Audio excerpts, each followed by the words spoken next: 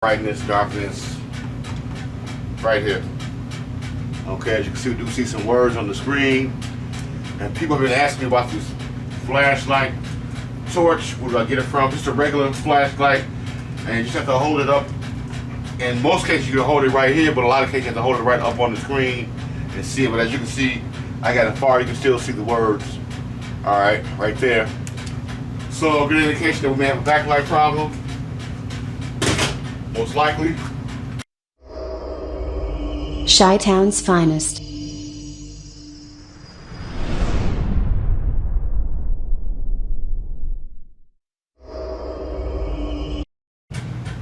Okay, I got the TV flipped on its face, and you can see the model number of this TV is a, zoom in, is a 5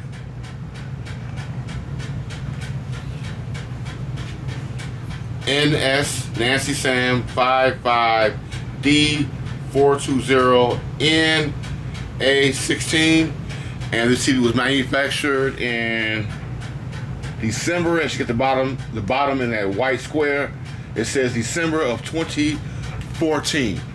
All right, so this TV is 8 years old. Okay, so lasted a fairly long time. Okay, before we had any problems with it. So let's go ahead and proceed to take the back cover off and see what the fluck is going on.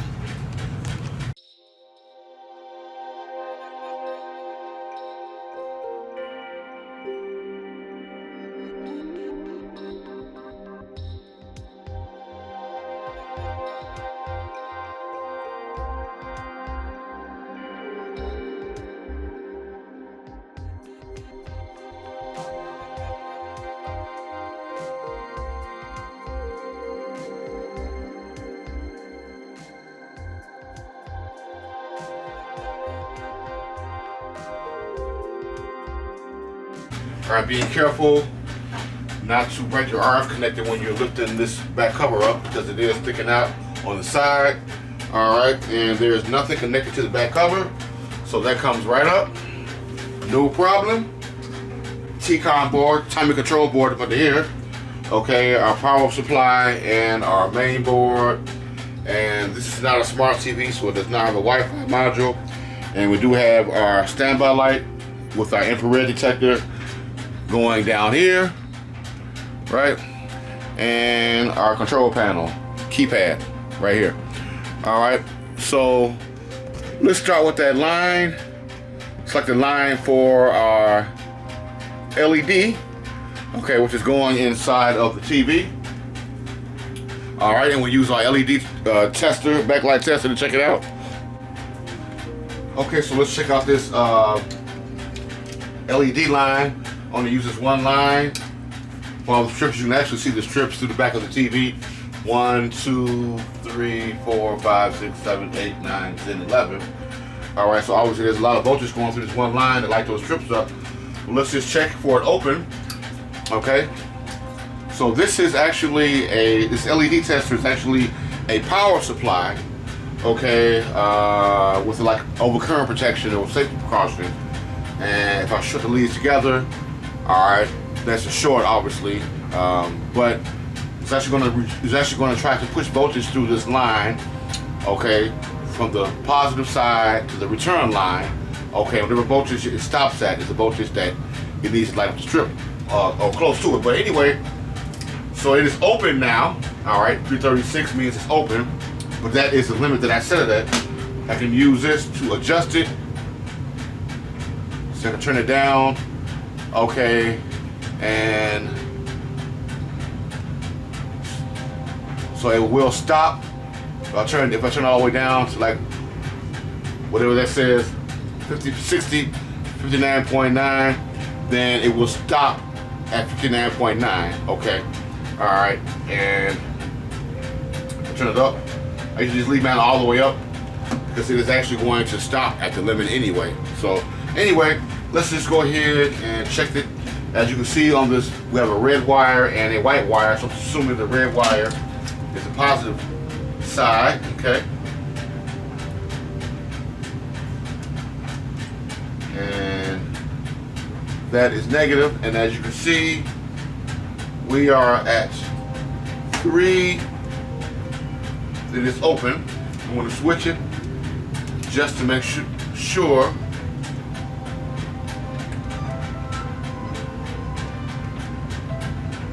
And once again, that is open. That's 336. So we do have an open LED.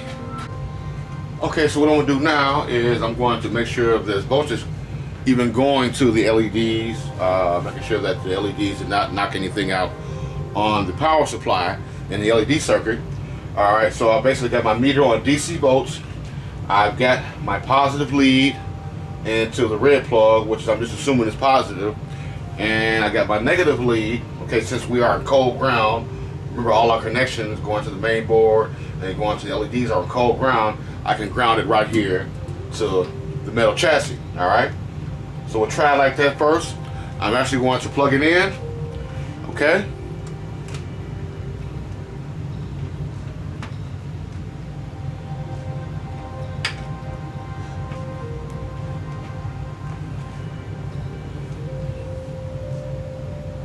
Red light is blinking, and as you can see, we jumped up to 400 volts DC. All right, and it stayed there because we have an open LED, and if we go to the return line, it should be 0. So that's the white wire, that's the return line, and that is 0. Okay, 0 volts, 400 volts. So producing about 400 volts to light up all those LED strips off that one line. So we know power supply should be good. All right, we'll unplug it. Okay, so now as we proceed to take this bad baby apart. Okay, this wire here going to our TCON board, from our main board to our TCON board. We're gonna plug it right here at the main board. Okay, makes it easier. All right, and I'm also going to take these speakers out because I don't want them falling off when I take this apart or to flip it around on this back. So it looks like it's pretty simple. These are the same speakers, left and right. So no big deal. I'm just going to unplug it right here at the clip. Unclip it.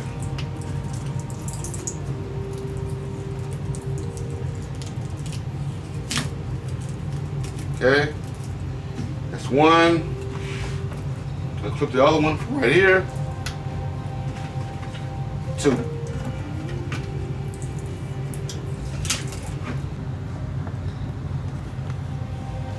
Going to carefully unclip it, pull it down, not for, you don't want to break these clips, and I'm going to pull it out.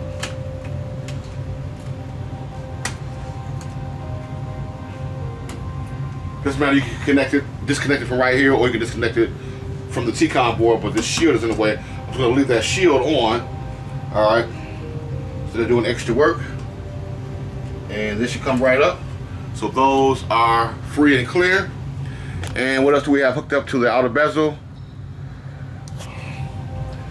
This is not, so that's a good thing. Okay. I want to release this control, this infrared. I believe this actually comes out some kind of way. We push it up, or some tweezers, and just reach in there and unclip it from right here and pull it out. There we go. Okay. Only problem with that is I won't, when I go to test fire it up, I cannot see the light come on. But yeah, I thought this actually came up. I've never worked on one of these before, but no big deal for right now. I don't see any screw up under there. We have screws, silver screws, all the way around the outer bezel. We got some here. Those are obviously Phillips #1 screws. Here's like 6 or 7 on the bottom, and then we have some going all the way around. I believe those are, maybe not. Yeah, those are for the outer bezel. Phillips #1 screws.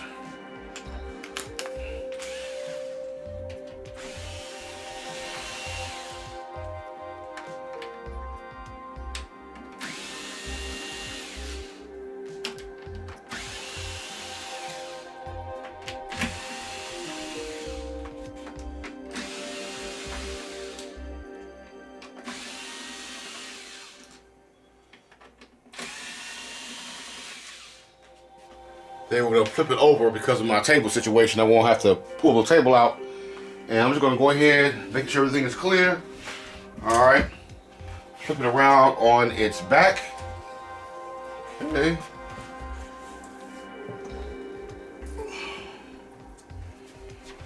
And take the rest of these screws out, and the outer bezel should lift right up, right?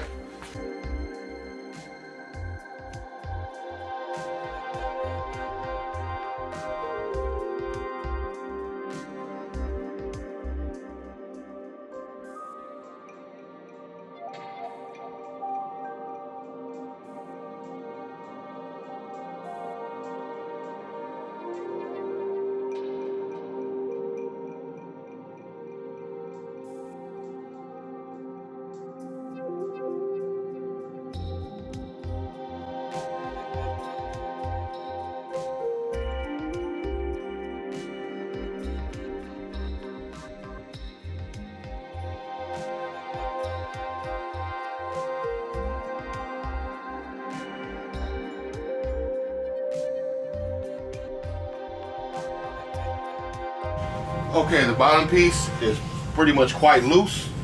All right, so what we're gonna do is I'm actually gonna start from the bottom on the side right here. And if you can see, there's actually two. Don't try to get the one way in the back, because this is when they get the outer bezel off first. All right, so you're gonna have to go up in between the two pieces of black plastic, okay, to get the outer bezel.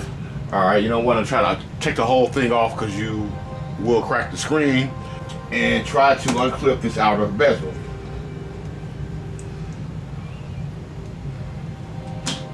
Like that. Just keep going down until we get it loose, see? There we go. Try not to stick this all the way up in there. Okay, so there we go. And the more that you take off, the easier it's going to get.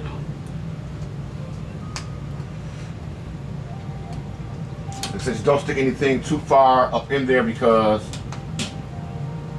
you don't want to, there might be some tabs on the side of the screen. Okay.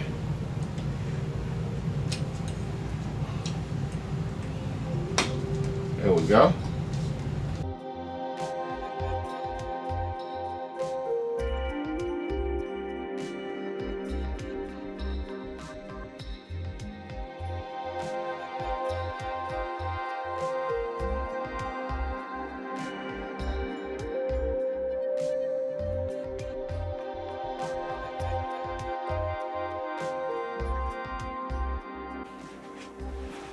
Okay, when you get to the end, just kind of like wiggle it right here and it should come right up. Voila. And as you can see, we still have that black piece around there. That is for the diffuser screens. All right, so we're going to take that off after we pull our screen out. Okay, so you do not want to get all the way back towards this metal and try to lift the whole thing out because you are going to crack the screen. All right, and don't force the outer bezel up. Don't keep pulling on it because you're going to crack the screen also. Okay, that's how fragile the screen is. So we need to take the screen off first, or unhinge our driver boards. As you can see, we have two, left and right, and these are the connectors in which I unplugged before we took the TV apart that are going to the T-Con board, okay? And these are left and right driver boards, okay, to light the pixels via these connectors right here. So you definitely do not want to damage those, because once you crunch those, or like, you know, like that, and they crunched on the side, then you can forget about it, because those are actually IC chips in each one of those connectors, and they call those COF, or chip on film, right? Makes sense, right? Okay, and that's what helps address the pixels inside of the screen. All right, so it looks like all we have to do is just come out with the top part, bring it down, or just, I'm sorry, it actually goes up. Looks like it's dropping the beginning. Go up and pull it out like that, and then come down. That's it. All right. So we'll push it up. Okay. Push it up. Bring the bottom part out, and then the whole thing comes out. Easy peasy, right? And then I'm going to tape that to the screen without over bending these. Just make sure there's a little play in it, because I don't want these to get snagged when I'm moving the screen or when I'm putting these back onto the screen. All right, you can use clear tape, whatever. To get a good spot, put some tape on it, tape it to the screen. That's it. We'll put it over here. That's it. So that will not get snagged. As you can see, bottom left, or is this the bottom or top? The top, okay.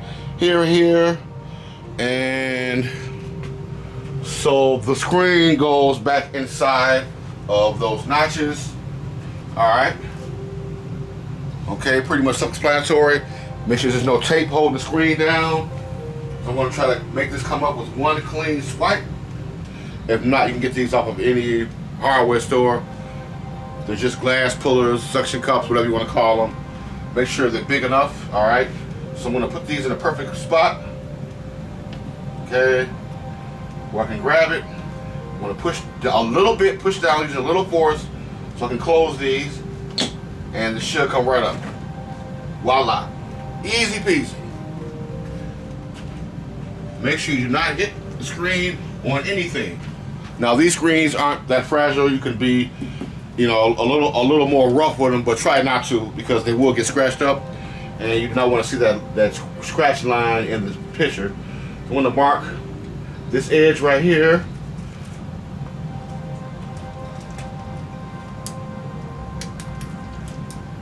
Right? I'll mark the chassis. I'll put a small dot on the screen, very small, close to the corner as you can get it. All right. So I know that these is the right corner. Okay, the bottom corner right there. The diffuser screen's down. All right. Got a screw here, and there actually was another one in the going through the other screen, but we'll figure that out once we put this back together.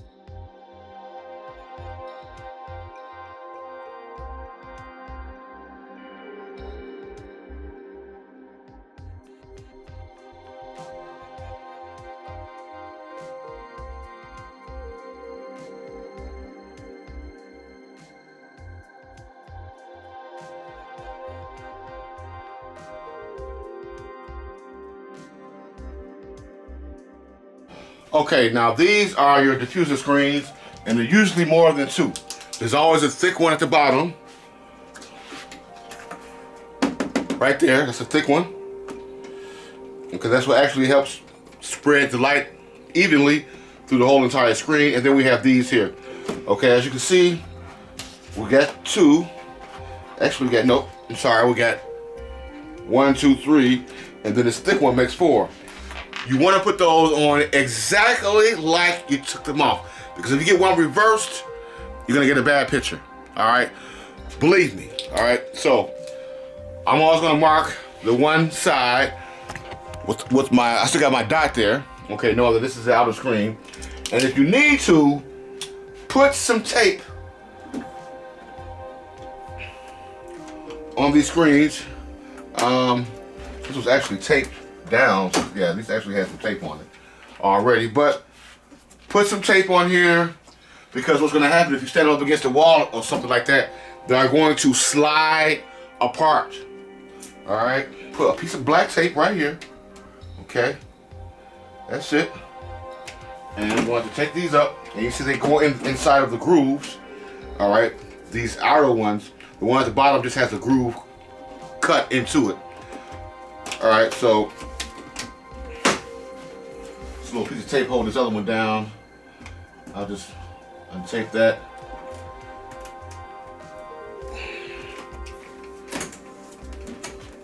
I got them all together, see? That's it. I need to get this white paper off, okay?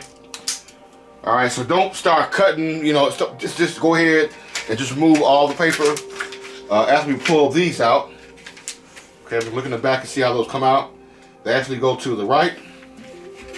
That way, I'm going to lift these up a little bit. Stick some up under there, lift it up a little bit, and they should pull to the right, just like that. Put this in the middle, lift it up a little bit, just like that. So some of them are going to be kind of stubborn, like one broke, but it's no big deal. I can always take that back.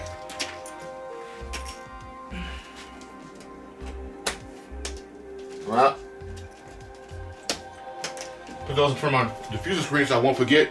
I did mark the edge of the paper in red, and there's probably going to be some glue on here. So be careful, do not tear the paper, because if you have big tears in it when you put it back together, you are also going to see those spots in the picture. All right, so just be careful, kind of pull it up a little bit, because it is glue or whatever they're gonna get down here. Just slowly pull it off.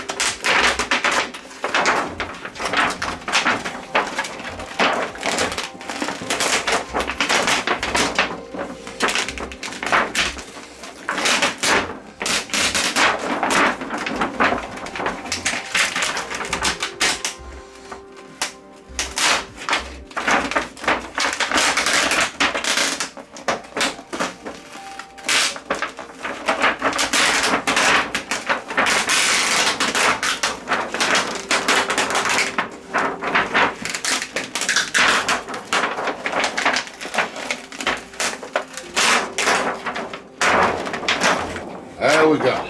All right. Don't forget to put this paper back on the TV. All right. I'm gonna put everything in front of my diffuser screen. Okay, so I know in order how they go back, so I won't forget anything. One of these little light things, these little lens covers, where did it go? Where did it? Right here. Okay. That actually popped off, and also has a burn mark in it. Right here. That's probably our bad one. And as you can see, there are 2 test points on each one. 2 gold test points. Okay, one says positive, one says negative. Pretty straightforward. Positive to the left, negative. 17.9 volts. Okay, this one, we got 2 shorted. As you can see, the ones that are not lit, those are shorted. Come on. This one and this one, they're not lit. All right, 2 shorted on that one. Keep going until we found the old one. I mean the open one. Okay, 17 volts. 17 volts.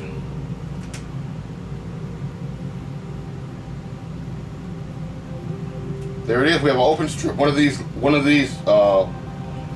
an open LED. One of these LEDs is actually open. As you can see, we're still at 336, and that's what's causing the TV backlights not to come on. I can guarantee that all of these rest of them are probably good.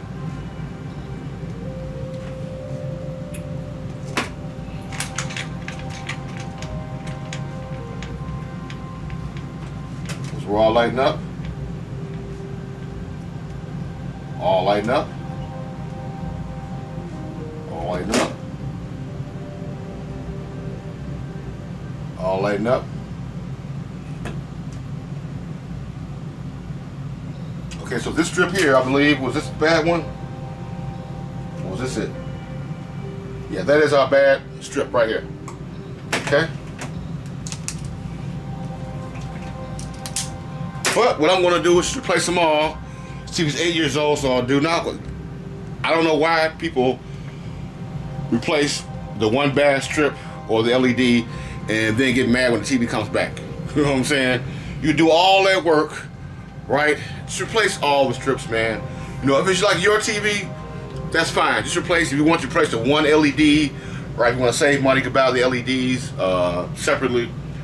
And do that. I got plenty of videos replacing one single LED using a hot air gun, right, and a solder gun, right? But just replace all the strips. Okay, I got all brand new strips. So proceed to take these off. Should be pretty easy. They're not glued, they just slide right out. Except for this tape that you got across here, you have to pull that up. I'm not gonna worry about the tape. I'm gonna leave this stuff off of here. Okay. I can always get some clear tape and tape those down. But slide right out. Right? Unplug it.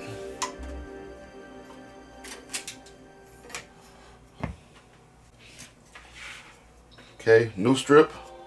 Plug it in.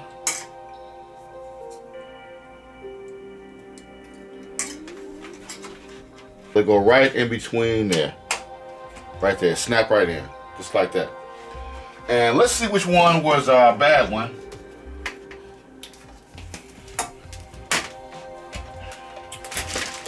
I believe it was this one here. And I'm mistaken. Let's see. That was good. That was our bad one. All right. So, gotta have them. Let's replace that one just to see if it's still going to come on.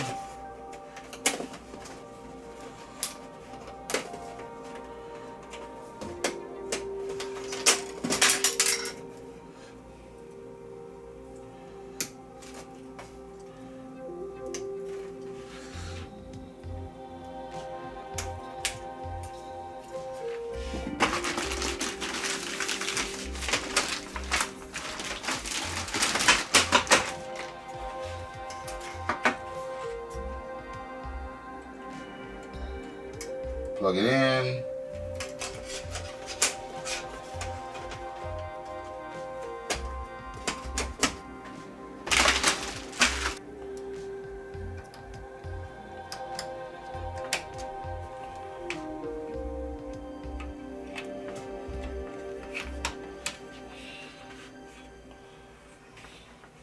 There we go.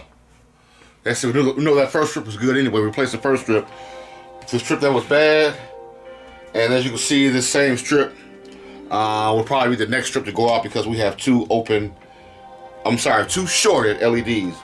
When the whole strip lights up, except for one or two, the ones that don't light up, but the rest of the strip is lighting up, those are shorted. The open ones is what's preventing the TV from coming on because there's no current path because it's open, right? So that open LED that was on that one we just replaced was preventing the whole TV from lighting up. But we're just going to replace all of them.